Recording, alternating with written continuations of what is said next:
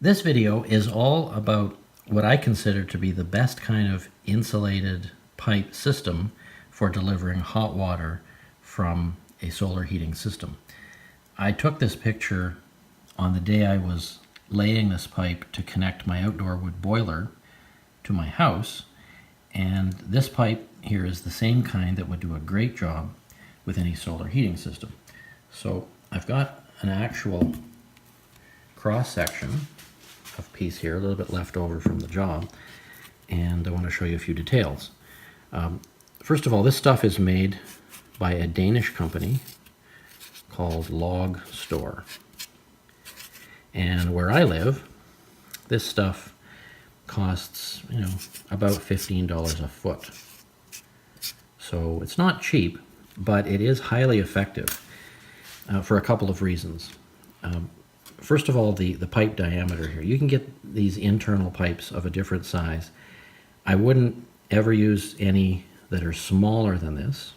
As you can see here, that measures a full 1 inch in diameter, ID, and so that provides sufficient flow.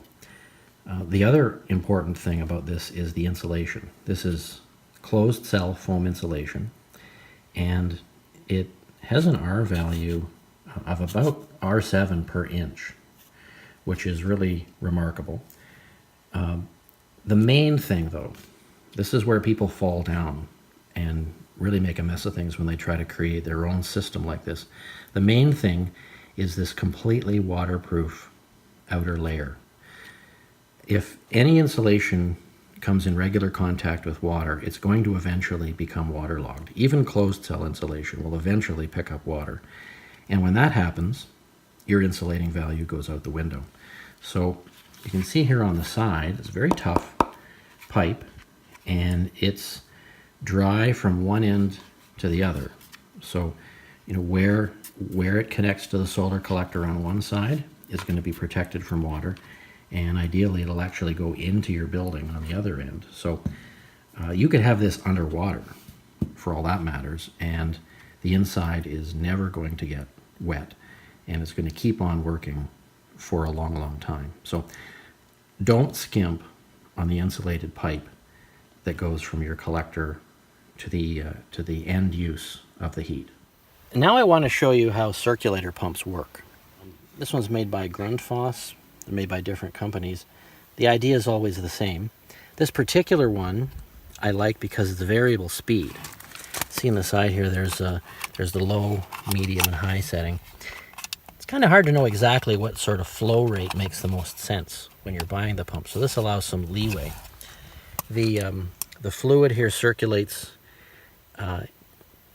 through these pipes, and this fitting is something that you should know about too. This is made by a company called Webstone, and it does a couple of things. There's a shut-off valve here. I can turn that, and if I shut this off and I shut off the one above, I've isolated the pump, so I can undo these bolts and I can replace that pump without interfering with any of the liquid in the system.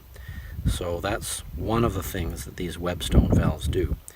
Another thing is that there's this shut-off valve here, because whenever you have a system like this, you are going to need to add some water. It starts off empty, of course, and this valve here allows water to be added.